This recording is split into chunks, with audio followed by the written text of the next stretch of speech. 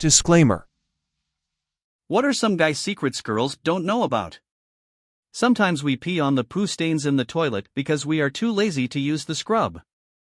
I don't know who complained, but the way I see, we do a fine great work. Sometimes we don't talk to people cause we don't want to intimidate them. I might see a girl with a cool shirt on, but I don't want to make her think I'm coming onto her or something.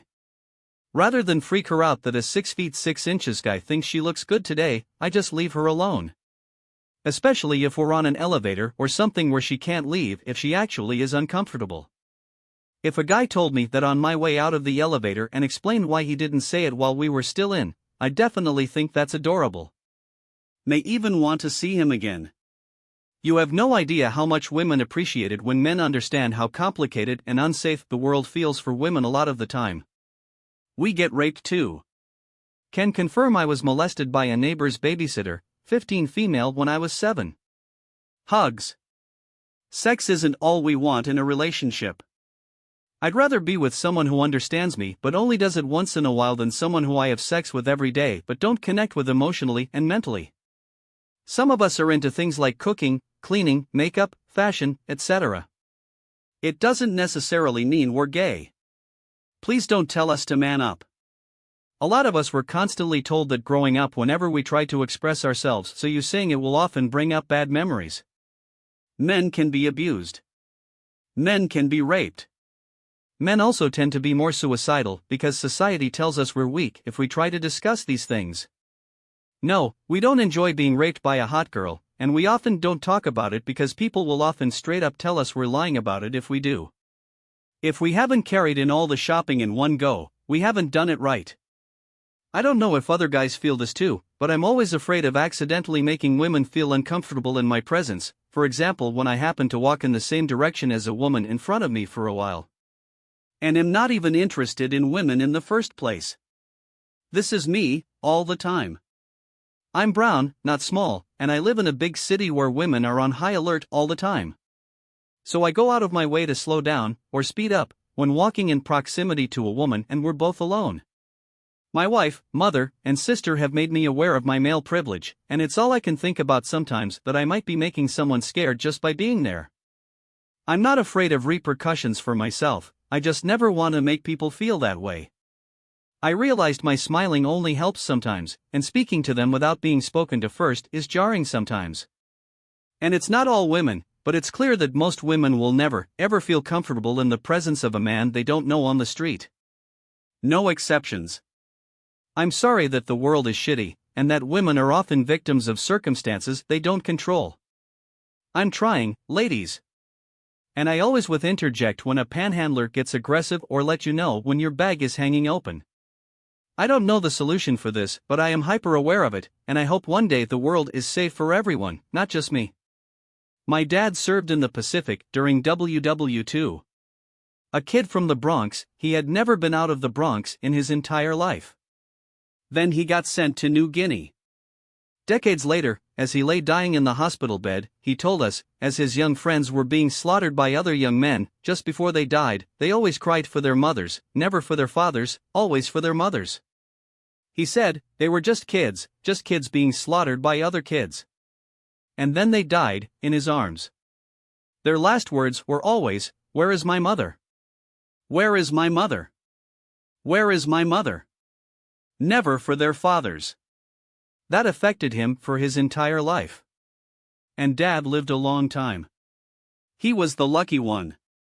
My dad fought in World War II on the European front and said the same guys would always cry out for their mothers.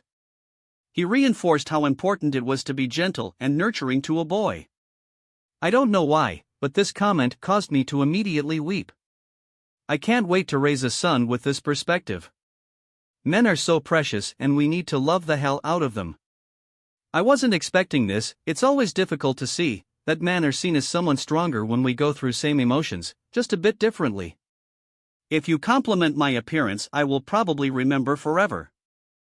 I still remember when a girl in college told me I looked nice with my beard when I first grew it out. I've had a beard ever since. I'm a woman. In college I complimented this random guy in line for coffee that he smelled really nice. It wasn't a pickup line or anything, I just enjoyed complimenting people. About a year later, we ended up having a class together and I didn't recognize him at all. He came up to me and thanked me again for the compliment I gave him a year ago and said he hasn't forgotten about how nice that was for a stranger to be so upfront and to compliment him. We'll be married 7 years in June. Keep complimenting people. No matter their gender. You are a spark in a world of dry tinder.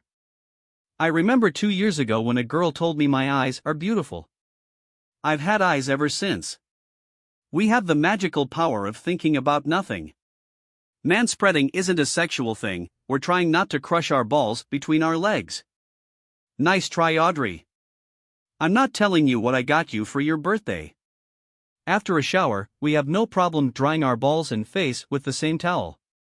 Most of the time we try to dry the face first, then the sack. But sometimes we have to go back to the face. We just hope we use an uncontaminated part of the towel. Edit, uncontaminated. My balls are clean after a shower.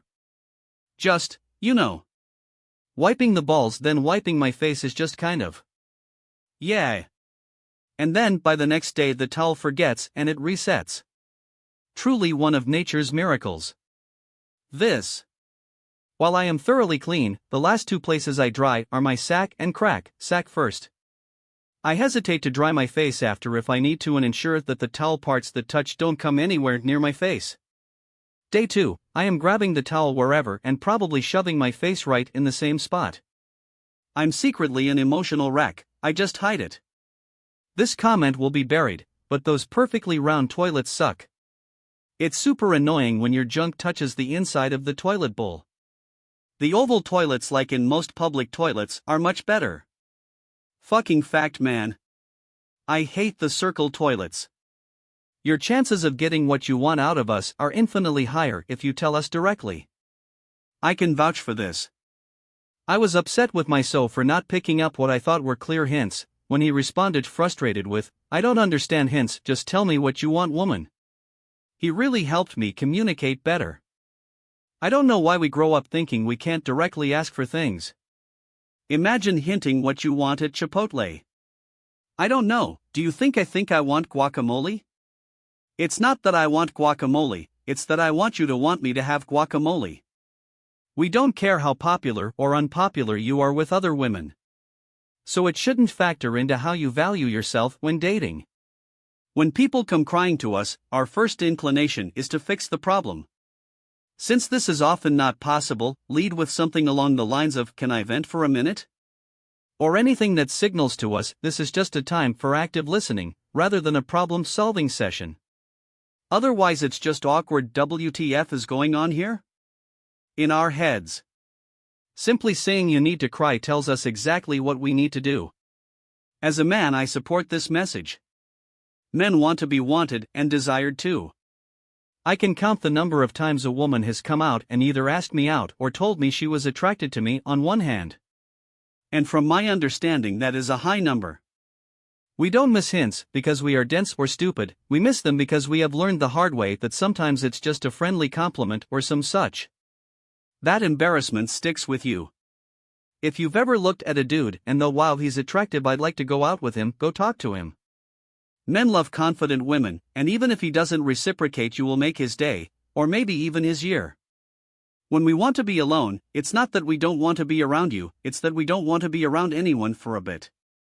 I get this one way too well. I go through bouts where I just don't want to talk to anyone regardless of how close we are. For me it's not even a thing where I'm upset or I'd hate it if someone was around, I just need time to think and reorganize my head every so often as well as to just shut my head off for a bit. But I mean, if they want to silently hang around, that's not a problem. I don't mind being around, I just need mental quiet. If we tie down anything in the back of a pickup truck or trailer, it's physically impossible for us not to stand back and say, "That's not going anywhere." This is shockingly accurate. Might even be accompanied by shaking the object a bit, and looking at your friend for confirmation that he also saw how much it's not going anywhere. No matter how poorly secured the object may be, you can always guarantee that's not going anywhere. We really do think your hair is good. It looked good before and after you got a haircut. It looked good curly and it looked good straight. It looked good when you woke up and when you made it. As long as it's shaped like the hair we gave girls on stick figures when we were 5 years old, we think it looks good. I wish more girls understood that. My hair is a mess, I know it is, and I think that's fucking adorable, please just be cute. Seriously, I don't think girls really know how good they look with messy hair. Men can think a woman is hot without being sexually attracted to her. Men can think other men are hot without being sexually attracted to them. Some men can have a respect for someone's looks regardless of their sex. It doesn't mean they want to screw that chick or that guy, it just shows a level of appreciation for the way someone looks or the way they carry themselves. We don't get the hint. Saying "I almost broke my neck in the driveway" is not the same as asking us to shovel it. In my mind, I'm thinking thanks for the heads up, I'll be careful. Subtle hints do not work, obvious hints do not work. Anything short of spelling it out ABC style at us will not work. When I try to pick up on hints, I get it wrong almost every time. Oftentimes, we genuinely don't care where we go to eat because we're just hungry and want food. Any food. As long as you eat some too. 99.9% of the time, I don't care. I'm not being a pushover by having you choose what to eat, because I might as well fry some hot dogs and cook pasta, add ketchup, and voila. Dinner. But I already know that isn't fancy enough, so you choose. Luckily, I found someone that'll actually eat that, so our days of not knowing isn't very indecisive. We just raid the cupboard and freezer and make ourselves whatever. And we don't mean our fries. I'm a girl and I've found out through the years that when guys say something, don't think too much into it, like what's the hidden meaning? Don't overthink it. Guys normally say stuff that should be taken at face value. We had a friend in college who would always try to figure out what a guy meant. I mean, this was constant. Every time she started to try and figure out what the subtle meaning was, we would say, "Chrissy, the sky is blue." Nothing more. It confounds me every time I hear this. Like, how is being direct and straightforward with your words not the first expectation when anyone hears someone speak? What kind of inefficient communication skills have developed among women that the default is to not trust the immediate meaning of words? The mental struggle we have to go through to not scratch around our groin in a public setting. It'll take 100% of my willpower to not do it. The itching can drive me insane, yet the euphoria from actually scratching it is so good. I often imagine this must be what it's like scratching a dog's ears. There is a reason why men's pants have deep pockets that are deep enough to reach balls Vegas. The nod. When you see a guy you don't know, or kind of know but don't really know well enough to talk to walks by, you give a subtle nod of your head, which they return. I talked to my wife about it and she confirms that women do not do this, but that they sometimes smile instead. Edit, because it keeps coming up, some girls also give the nod. Typically, an up nod is for your friends, and a down nod is for strangers or less than friends. This could subconsciously have to do with a baring or hiding of the throat. Thanks everyone for the comments. We desperately want you to toss us things instead of just handing them to us. When I asked my husband for confirmation on this, he said, hee hee. Yeah. It's fun to catch things. LOL, same, I just asked him and he replied the same exact sentence. Oh good. I throw stuff at my husband all the time and often wondered if I was being silly. Now I wonder if I should throw even more stuff. Okay. Toss, not throw. Unless I am whooshed. No matter how you shake and dance, the last 2 drops go in your pants. As a favor, I worked on a girl's car one time and got pretty dirty. Afterwards, she asked me if I wanted to come inside and take a shower. I told her no because I hadn't brought any clean clothes to put on after the shower. She just kinda giggled. Yeah, us guys aren't exactly too bright when it comes to reading between the lines. How many nights have you laid awake replaying this what if in your mind? I've lost count. 1987, Tuesday. Johnny Mopper shows up to do plumbing work. Woman opens door wearing negligées. Sorry ma'am, I'll come back later. 1988, a Friday evening. A tenant calls saying her and her friend can't get the electricity to work. 2 young women are in the apartment. They are scantily clad. One whispers to the other, "He's as good looking as you said." Johnny Mopper asks what the problem is. One says this isn't working and holds up a Hitachi magic wand. Johnny Mopper presses the button and the vibrator roars to life. Problem seems to be fixed. The ladies invite him to stay a while and have some wine and hang out just in case. That's alright. Don't want to intrude. And he politely leaves the pouting girls behind. Etc. Asterisk edit, I had misread the question he was answering is how many times has this happened to you? And that his answer was too many to count, which got the imagination hamsters spinning. Similar story for me. In 9th grade, my friend and I were hanging out with a third friend, who was a girl I had a crush on. Eventually she invites us back to her house to continue hangs, and turns out her parents are out of town and her older brother was staying with his girlfriend, so it's just the three of us. We watch some shit on TV and eventually my friend says it's getting late and he has to go home, so he does and now it's just me and her sitting on the couch watching Seinfeld. Eventually she turns to me and says, "Would you like to see my new bathing suit?" In my brain, I thought she meant she would go get it, bring it back in her hands, and hold it out and show it to me. I really wasn't interested in that scenario, so I said nah. She said oh, okay. We watched TV for another 20 minutes then I went home. I figured out what she meant 11 years later. That physically hurt me. A girl told me if I wanted to see her new tattoo that's on her upper thigh. I said hell yes. She proceeded to show me a sketch of it from her phone. Dang. You win some, you lose some, bud. I was in 11th grade and a girl I was seeing invited me over to hang out.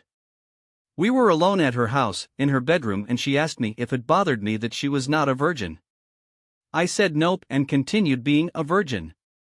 Wait, wouldn't nope be the right answer? Someone needs to explain the expected sequence of events to me, because I would definitely fuck this up. He said nope but didn't make a move. Basically like somebody asking you if you're full, answering no and proceeding to dump the rest of your food on the floor, spitting on it and smashing it with a sledgehammer. Oh, and then you go back home hungry. Ah, my empathy powers. They are hurting me. Ah bro, that sucks. R.I.P. younger you. Bought a new car, girl told me the back seat had a lot of space to do whatever. Told her the trunk had more space and showed her it. She left because she had class. On the way home I realized what she meant and I cock-blocked myself. Ha, oh man. You may have also accidentally threatened her too. Did she walk away in a rush? Hey, if you think that backseat is cool, come check out this hole I just dug. You can also watch other videos by going to the channel. I will be pleased if you like them.